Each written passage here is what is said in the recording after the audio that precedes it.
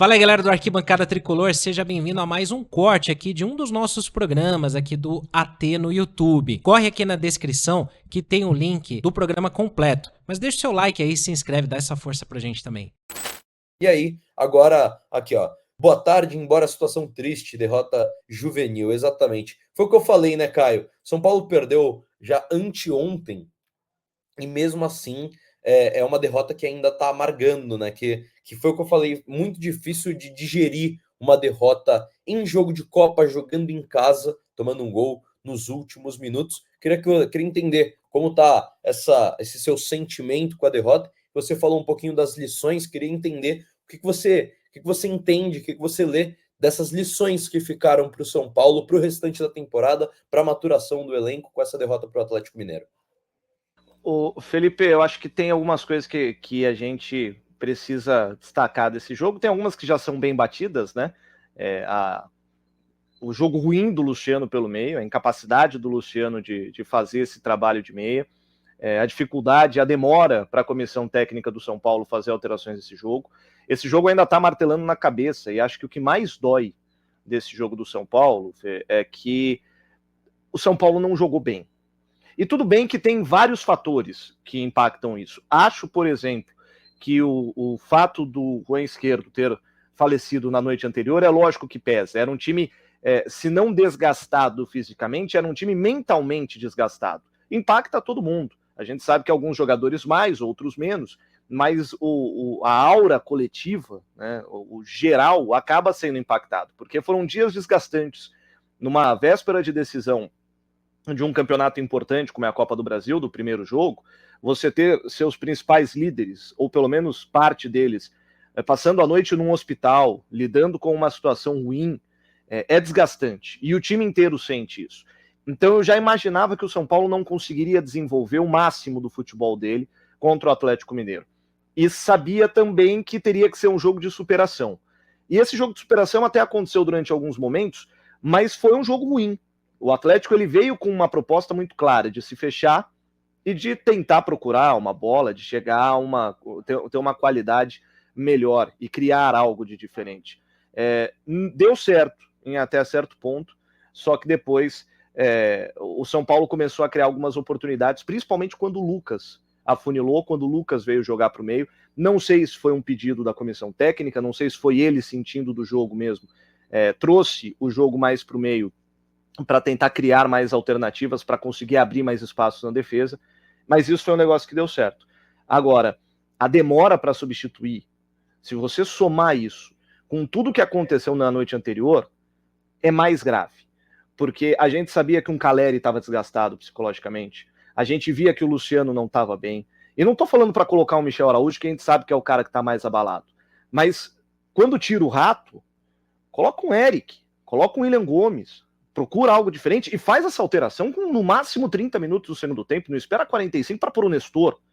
Quer pôr o Nestor? Tudo bem, mas faz antes, mexe antes, busca alternativas. Os caras estão com 3 zagueiros. Tira o Luciano e põe o André Silva. Vamos botar 2 caras na grande área, vamos cruzar a bola lá dentro, vamos ver o que acontece. Mas o São Paulo abriu mão de buscar coisas diferentes. Chegou um momento do jogo e falou: tá bom, vocês querem um empate, eu também quero um empate. E foi aí que o Atlético pegou a gente numa bola parada. E isso é uma lição que precisa ficar. Né? Tem aquele ditado do futebol que fala que quem joga para empatar perde. E esse ditado funcionou de novo com a equipe do São Paulo, infelizmente, e alguns erros de demora de substituição do Luciano não ter saído e de alternativas que não foram buscadas também são erros bem graves. Acho que o crucial, acho que, sim, o que fica dessa partida é exatamente isso que você falou. O Caio já volta aqui com a gente. Acho que é exatamente isso que o Caio falou. Cara, caso o São Paulo seja eliminado, a gente sabe, o jogo tá muito em aberto, tá completamente em aberto, mas caso o São Paulo seja eliminado, vai ficar muito marcado, tanto para a torcida, quanto para a diretoria, quanto para essa campanha da Copa do Brasil, como os principais culpados, comissão técnica, de não ter feito uma mudança em 44 minutos, até os 44 minutos do segundo tempo, e o Luciano. A gente sabe, o Luciano é ídolo, o Luciano decide muito, mas o Luciano, na minha opinião, ele é reserva. Ele é reserva do São Paulo Futebol Clube. hoje, com as opções que o São Paulo tem, ele é banco, ele joga, não tem bola para ser titular. Tá até aqui o Rafael Bertin falando que o Luciano não ter saído é algo inexplicável, eu concordo. Cara, o São Paulo, o São Paulo criou muito pouco. São Paulo criou muito pouco, muito pouco. Não fez por merecer um resultado. No segundo tempo, teve algumas chances, teve aquela finalização do Rato, a bola do Lucas, e, cara, Lucas é ídolo também, tem moral, mas não pode perder. Mas eu não coloco ele também como o principal culpado, quando a gente tem no jogo um Luciano que foi muito abaixo do que a gente conhece do Luciano. A gente sabe, o Luciano não é meia, gente. O Luciano não é meia. O Luciano jogando como meia, 90% dos jogos é parecido com o que foi contra o Atlético Mineiro. Ele não rende como meia. O meia do time é o Lucas. O meia do time é o Lucas Moura. Camisa 10 do time é o Lucas Moura. Então, assim, caso o São Paulo seja eliminado, que eu acho que, sim, não é terra arrasada, tá? A gente ainda não perdeu. Cara, o jogo tá completamente em aberto lá na Arena MRV. É completamente plausível que o São Paulo consiga uma virada, consiga um empate e classifique nos pênaltis. Agora, São Paulo, se for eliminado, na cabeça do torcedor, vai ficar muito marcado. Vai ficar muito marcado para a comissão técnica de não ter feito uma substituição por mais de 90 minutos e para o Luciano pela partida abaixo que fez. Uma partida completamente abaixo que fez e falhou no gol da equipe do Atlético Mineiro. E aí, agora vamos falar um pouquinho sobre o próprio Luciano. Até levantar uma pauta aqui com você, Caio, que é o seguinte: você acha que o Luciano deve seguir sendo titular do São Paulo ou não? Ou ele tem que tomar um chá de banco? Eu, sim, já venho dando minha opinião aqui nos programas do Arquibancada. Para mim, o Luciano, ele é o 12º jogador do São Paulo. Para mim, o Luciano, ele é aquele cara que vai entrar todo jogo, mas ele é reserva. Hoje ele é reserva.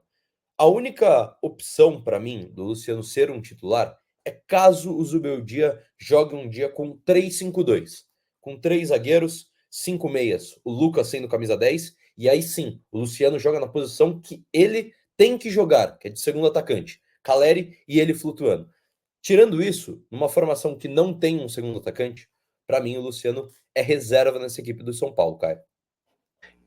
Eu concordo com você e acho que talvez o Zubeldia ainda não tenha percebido que a característica dos volantes dele mudou e por isso ele vai precisar mexer na equipe.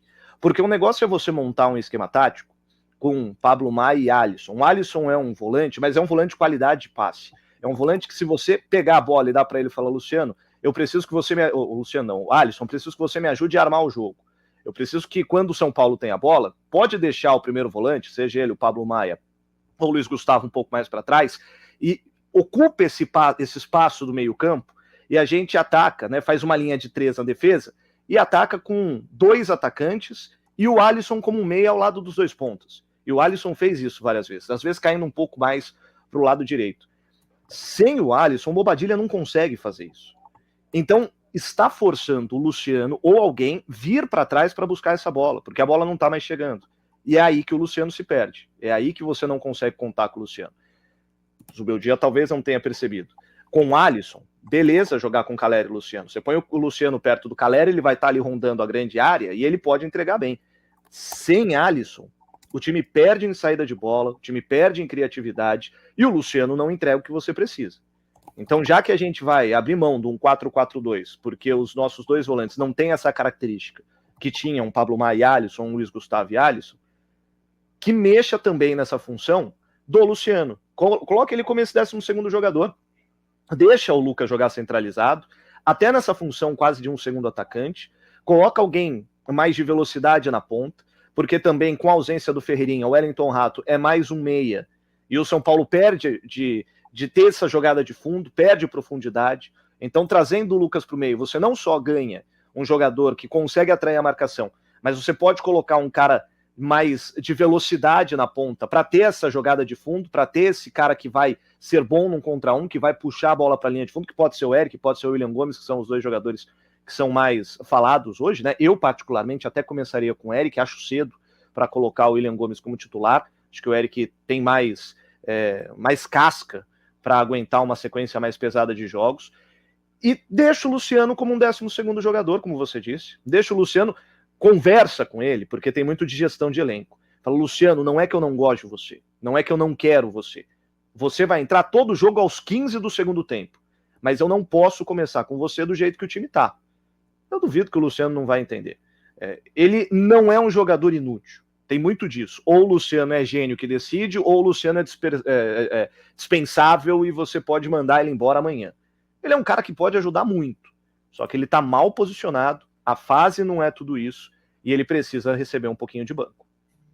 E aí fica naquilo, né, Caio? Porque, querendo ou não, o Luciano pelo meio, ele acaba deixando o Lucas numa situação, deixando o Lucas preso na ponta. Claro, a gente sabe que o Lucas não fica preso, ele corta todas as bolas pelo meio, e todas as jogadas de perigo do São Paulo passam pelo pé do Lucas, e passam pelo pé do Lucas quando ele caminha pelo meio, quando ele corta o lateral e vem pelo meio, que é onde ele é mais eficiente, que é onde ele tem mais opções. Porque quando ele tá na ponta, primeiro que já tem a marcação dele vindo por dentro.